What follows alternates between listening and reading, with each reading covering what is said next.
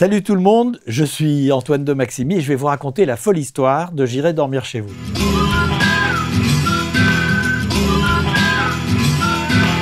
Cette idée, en fait, elle a mûri pendant des années. Je me disais, je vais partir tout seul, je peux filmer, j'ai été caméraman, ingénieur du son, réalisateur, j'ai été présentateur, donc je peux commencer à travailler tout seul. Je me disais, j'ai envie de faire des portraits de gens normaux, j'ai envie de retrouver ma liberté, partir quand je veux partir tout seul, enfin, toutes ces choses-là. Ça tournait. Et en fait, l'idée, elle est sortie en 15 minutes. Mais elle avait mûri, j'ai juste mis sur du papier. Alors, d'un point de vue technique, la bonne idée, c'était cet ensemble-là. C'est-à-dire une caméra qui me filme moi et une caméra qui filme les gens qui sont en face de moi. L'intérêt, c'est quoi? C'est que tu as les mains libres. Tu peux faire plein de choses et surtout, tu regardes les gens dans les yeux. Derrière, dans le sac à dos, j'ai un sac de couchage, parce que les gens, ils veulent bien t'accueillir, mais s'ils n'ont pas besoin de changer les draps, ça va beaucoup mieux. Quand je me suis équipé chez moi et que je me suis regardé dans la glace, je me suis dit, laisse tomber, c'est une connerie. Et j'ai tout rangé, remis dans la boîte et prévu de le rendre. Et puis je me dis, c'est trop con, c'est typiquement le truc que je vais regretter, parce que je ne serais pas allé jusqu'au bout. Et j'ai fait des essais au marché de gens au départ, et je commence à tourner. Et je me marre avec les gens. Il me voit arriver, tu sais, il fait ça le mec, il regarde, et puis je lui parle, c'est fini, le matériel il n'existe plus, on discute. Et je vois une authenticité que j'ai jamais vue avant. Et donc je me dis, il y a quelque chose à creuser, et je continue. Et j'ai fait comme ça juste 2 tournages, et c'est au 2e tournage, juste en train de faire des essais techniques, que je me dis, tiens, on va faire un truc rigolo, je vais essayer d'aller déjeuner chez quelqu'un. Je peux vous accompagner? Ou alors vous êtes occupé? Non, on a le temps, vous pouvez venir. Le premier épisode a été tourné en 2003, et c'était le Mali. Alors pourquoi le Mali? Parce que j'y étais déjà allé. Et je me disais, pour une première, ça me semble une bonne destination. Là voilà, je viens d'arriver au Mali. Je vais y passer 15 jours. Et l'idée, c'est d'aller dormir chez les gens. Le problème, c'est que je savais absolument pas ce que j'allais rapporter. Partir comme ça, avec aucun contact, de manière totalement improvisée, ça pouvait donner rien du tout. Et ça s'est bien passé, avec quelques problèmes techniques assez costauds au début. Eh bien, ça a été fort compliqué d'arriver là.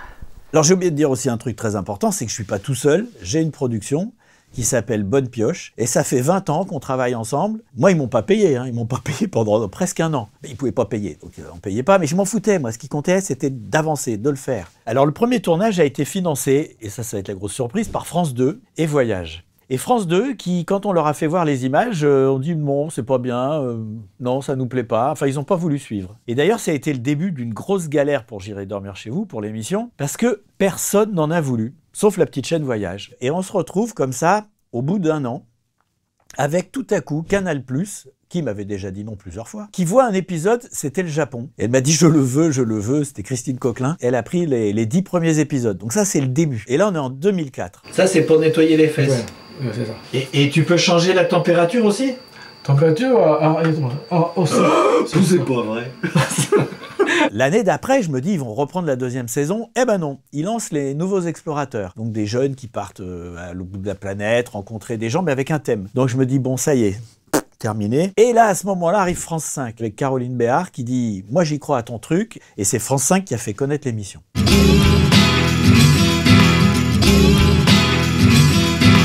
Là, ça a été la vraie confrontation avec le public, parce que c'était pas une chaîne câblée, c'était pas une chaîne payante. Ça a touché un public qui, en fait, a gonflé relativement vite. Alors, chez France 5, j'ai fait une 60aine d'épisodes. Mais il y a eu plusieurs parenthèses. Il y a eu 2007-2008, la sortie d'un autre long métrage au cinéma aussi, qui s'appelait J'irai dormir à Hollywood, et qui a été une traversée intégrale des États-Unis, tout seul, de New York à Los Angeles pendant 3 mois. Et le film est sorti donc au cinéma, il a été nommé au César, il l'a pas eu. En dessous, c'est les États-Unis d'Amérique, alors ça tombe bien, parce que moi j'ai envie de traverser l'Amérique et puis de rencontrer les Américains, surtout des gens marrants. Je pose en général mes bagages dans un hôtel, et donc si ça marche pas chez les gens, je vais pas insister au-delà du raisonnable. En fait, j'insiste que si c'est marrant. Par exemple, quand j'ai un mec en face de moi qui a de la présence, du caractère, qui sait ce qu'il veut, et qui veut pas, et que ça devient drôle si je commence à le titiller, à l'emmerder un peu, là je vais le faire. Parce que je sais très bien que le mec, je vais pas profiter de sa faiblesse. Soit je vais le convaincre, soit il va me mettre dehors, et on restera bons amis. Voilà, donc c'est ça, J'irai dormir chez vous, c'est la rencontre. Et que je veux rencontrer des gens rigolos. Et lui, il va être votre ami. Je visionne pendant tout le tournage, toutes les images. C'est-à-dire des 40 heures, moi je les ai vues, quand je rentre à Paris. Et je fais un rapport image très détaillé qui fait entre 70 et 90 pages que je donne au monteur, plus un enregistrement dans lequel je lui raconte mon voyage. Résultat, il travaille tout seul pendant les premières semaines. Et moi, j'arrive pour les 2 dernières semaines où on construit le film. Je connais toutes les images, j'ai vachement de recul et je suis hyper précis, je sais exactement ce que je veux. Et ça m'a permis aussi de tourner des épisodes comme ça. C'est-à-dire, je tournais 15 jours, je lui donnais les images, je repartais, on tournait un autre direct. Et puis, quand je revenais, je finissais le montage du précédent. Et tac, tac, tac, tac, tac. C'est pour ça que j'ai pu en faire comme ça, 9 dans l'année. Nos massages, on se fait la bise. On se fait la bise. Moi, ce qu'on me demande souvent, c'est le plus beau, le plus dangereux, le plus ceci. Mais j'ai fait trop de choses. Je peux pas dire le plus, j'en sais rien, moi, parce que je me suis retrouvé dans des positions très variées, mais que ça soit dans le danger, dans l'aventure, dans les trucs les plus beaux, les gens les plus émouvants, etc. Je peux pas répondre à cette question et je veux pas même répondre à cette question. Il y a des rencontres fabuleuses. Je veux dire, quand je rencontre Jeannette, qui a eu la polio à 7 ans et qui marche à 4 pattes dans la rue, et que on a un lien, un échange entre nous qui est pas du tout misérabiliste. Je lui pose des questions, qu'est-ce qui t'est arrivé? Et qu'elle me répond, j'ai eu la polio, machin, mais j'ai 5 enfants. Je dis, ah bon, et tout. Et que je marche à côté d'elle. C'est vrai que c'est un peu gênant. Les mecs venaient m'emmerder parce que je marchais à côté d'elle, mais on discutait, comment tu veux faire? Elle marchait à 4 pattes, et moi j'étais debout. C'est quoi votre nom, en fait? Je m'appelle Jeannette. Et vous? Antoine. Antoine. Je suis content d'avoir jeté des ponts, comme ça, entre des gens, en faisant fi de ce qui est les convenances. On fait pas, on doit pas parler, tu profites d'eux. Je m'en fous. Voilà. Ceux qui disent ça, je les emmerde. Et par exemple, quand j'étais au Cambodge, à un moment, j'ai rencontré un vieux qui était sur une maison avec le sol sur pilotis. Donc il était à ma hauteur, accroupi, etc. On rigolait parce qu'on ne savait pas quoi se dire, on n'arrivait pas à échanger, rien. Et à un moment, il a commencé à jouer avec un instrument. Et moi, j'ai appris un truc à l'école, je ne suis pas allé longtemps, mais j'ai appris à la récré, souffler dans mes mains. Mais j'arrive à faire de la musique. Et tous les deux, on a joué ensemble. C'est une rencontre qui est merveilleuse parce qu'elle dure plusieurs minutes. On n'est pas capable de dire un truc et on devient pote. Et ça, c'est ce que je voulais faire avec J'irai dormir chez vous.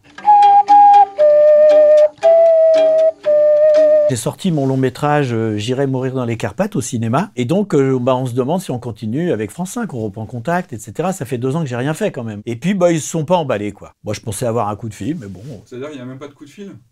Ah, mais attends, j'ai de la chance. Parce qu'il y a des mecs qui s'apprennent ça dans les journaux. J'arrive à un moment très difficile.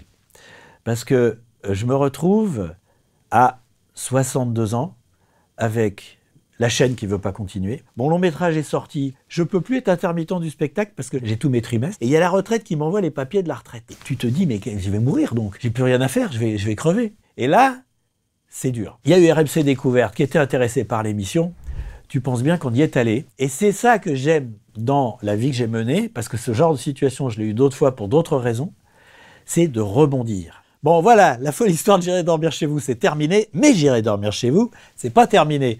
Il y a 2 inédits, Serbie et Vietnam, et donc, si je trouvais une fin, ça serait bien. Et donc, à bientôt.